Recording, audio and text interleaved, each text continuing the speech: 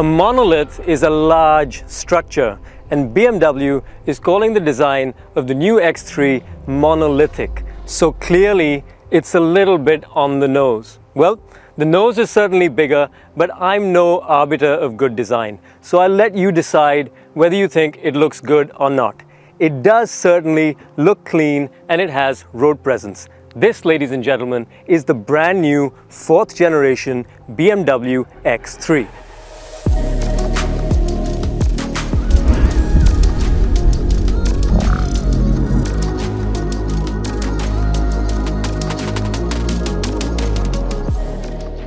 So this is the X320, which means it's got the 2-liter 4-cylinder petrol engine, but it also has the M Sport package, which means it's got these big, massive, chunky wheels. Those are 285/40 R20s in the back. It's got the M Sport calipers, so it looks really, really aggressive.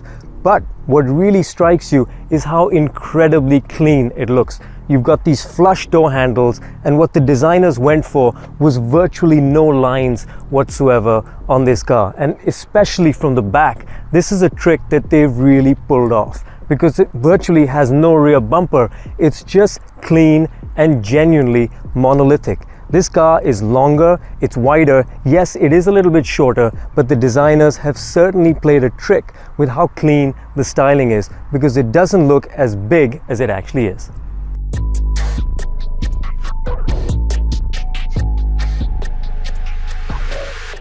So the clean monolithic design continues in the cabin of the X3.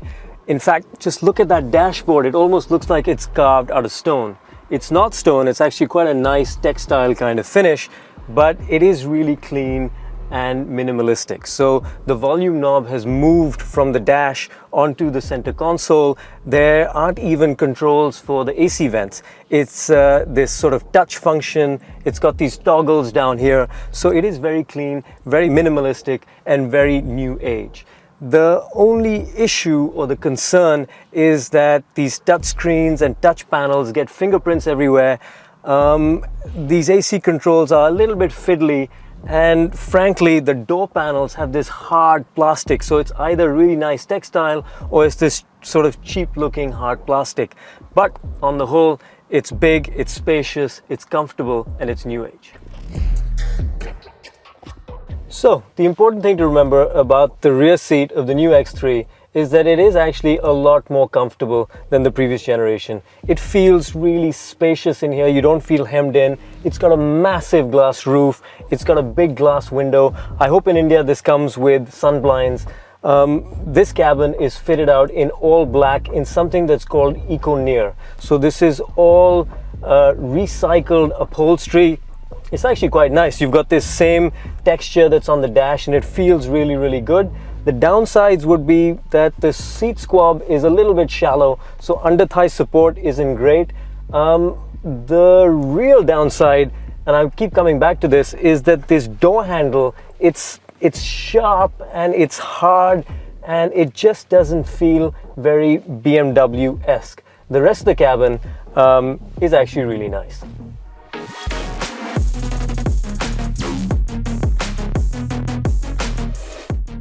So this is the very familiar 2-liter 4-cylinder turbo petrol engine.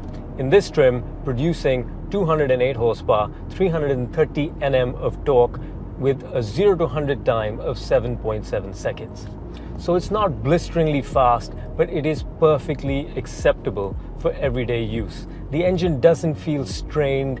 It doesn't feel like a 6-cylinder, but it feels pretty adequate for everyday use. This also has a 48-volt electric motor between the engine and the transmission, which produces about 20 horsepower of that 208. It's 13 kilowatt, and it's got a little boost paddle on my left, which when you're really pushing it, you can press the boost and access that additional little surge in power. It's all very seamless. It's the very familiar 8-speed ZF, and all in all, the drivetrain is really smooth, it's really refined, and it's perfectly usable for every day as you would expect. There is an almost 400 horsepower version which will be available in the M50, but Probably not immediately. Now, the first thing that I did, at least when I got into this car, was go into the menu and turn off the iconic sounds, because otherwise you downshift and you step on it and the engine is actually pretty smooth, pretty refined all the way to the red line. But with the iconic sounds turned on, which means that you've got the engine sound or the fake engine sound pumped into the cabin, it actually sounds kind of gruff and not so refined. So my advice would be turn that off and keep it turned off. Other than that, in M Sport trim, this particular car has just bundles and bundles and bundles of grip. I mean, you can be as aggressive with it as you want. You can throw it around as much as you want, and it is completely unflappable.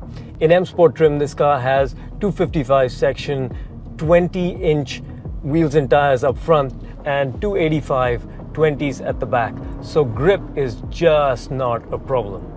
The only issue is that the steering feel is completely dead, meaning that there is no steering feel whatsoever. If you put the steering in sport, it is completely direct in that the car responds and does exactly what you want, but there's still no feel or feedback whatsoever.